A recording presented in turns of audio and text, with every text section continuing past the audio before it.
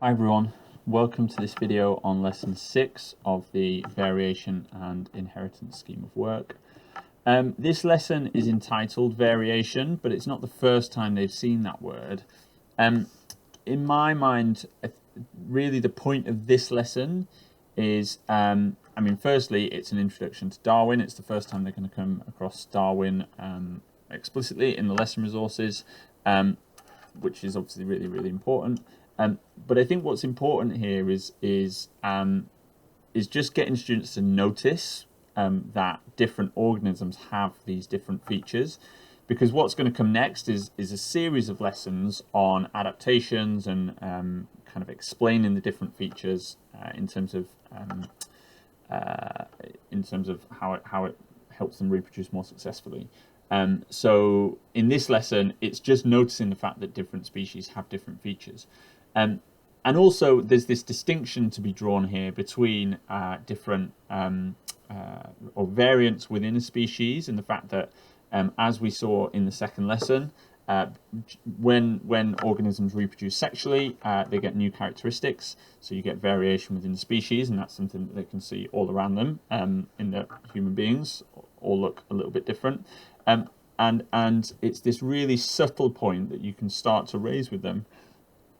What's the dividing line between two members of the same species that just look a little bit different versus two organisms that seem to look so different we can actually call them different species?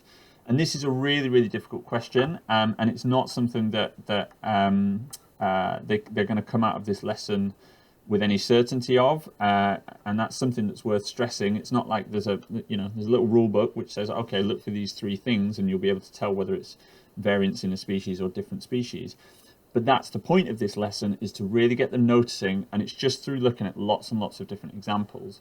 Now, the example that we start with is probably the most famous example. They may well have come across this at primary school. I've seen science lessons taught in primary schools, in GLT primary schools, on this first example, which is Darwin's finches. But before you go into the finches, I think it's worth starting with some historical context and give them a sense of who Darwin was.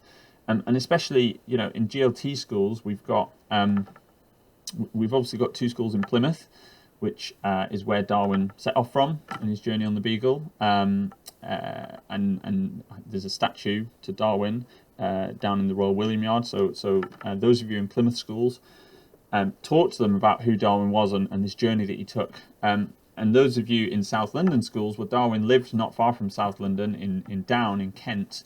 And again, it's worth emphasising. You can tell some of the stories about how he did all these experiments in his back garden in Down in Kent. And he spent a lot of time looking at barnacles, which wasn't mega exciting. But there's lots of kind of historical context you can give students, just to make him seem like a real person.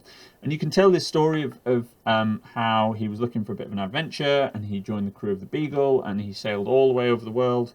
And you can talk about his trip to the Galapagos Islands and show students on the map where the Galapagos Islands are, and talk about how he recorded everything that he saw, and he was meticulous in everything that he saw. He recorded lots of it with sketches and drawings in his notebooks.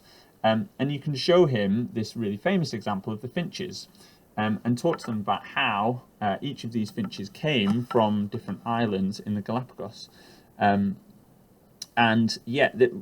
What we want to get across in this lesson is that there was this uncertainty in Darwin's mind. Were these birds completely different species? And it's worth bearing in mind that at the time, the common idea was that all the species were formed originally, and then species didn't change. So there's a question here: were these different species, and they were all kind of created by God or whatever you want to believe? But they were all created and they just happened to look a bit similar? Or was there something in the fact that they were all kind of different, and they lived on different islands, and maybe these species had changed and merged into one another, and maybe at some point they had this common ancestor? So you can see how we're starting to move towards, or continuing to move towards, ideas around natural selection. But in this stage, it's a really strict focus. We're going to ask two questions for all of the case studies, that we're going to look at. And these two questions are, firstly, what are the different features? And the way I've done this in the resources is to compare. So by comparing, we can model some academic writing here, and we can use words like whereas and but and however, all of these different things to show similarity and difference between the various plants and animals in Darwin's sketches. The second question that we're going to ask is, are these different species, or are they variants within the same species?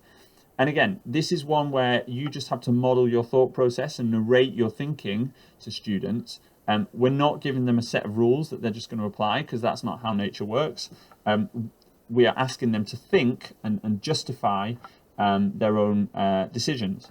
And in the case of the finches, you might say, well, look, they all look kind of different, but actually, apart from the kind of size of the beak and the size of the eyes and so on, they're also kind of similar. So, you know, you could give arguments both ways, and Darwin had this discussion with his friend Gould, who was also an expert on birds and other wildlife. But that's the point, is that this is an open question, and what we're doing in this lesson is getting students to think about the answers to these questions. So hopefully it's pretty clear from the structure of the slides. This is an I do, we do, you do type lesson, where you will model one, go through the finches and draw their attention to the different features, but then draw their attention to the fact that even though they're different, they kind of look a bit similar. And then you can do some more examples. Let me look. Yeah, we've got some fish, some lizards, some plants of some sort. And then there's more examples, if you have time, that you can get them to go through: foxes and fungi, beetles, and so on.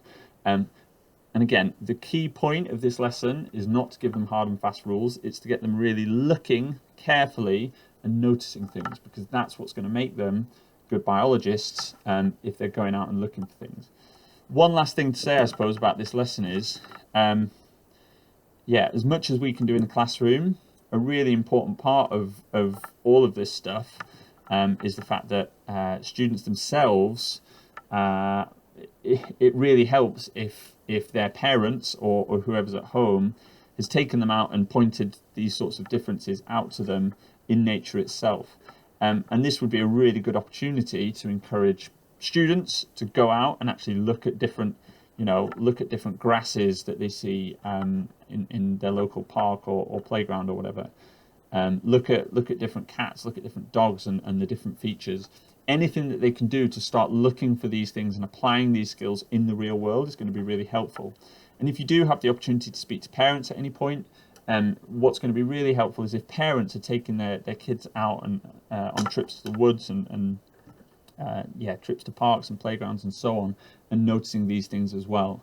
Now, obviously, that's not possible for everyone, and this is where it's really difficult, because students bring different experiences with them to the classroom. But the more we can encourage them to do these sorts of things, the more lessons like this and the subsequent lessons that build up to natural selection, the more meaningful those lessons are going to be. But anyway, hopefully that's clear, and then we'll start to look at adaptations in the next lesson.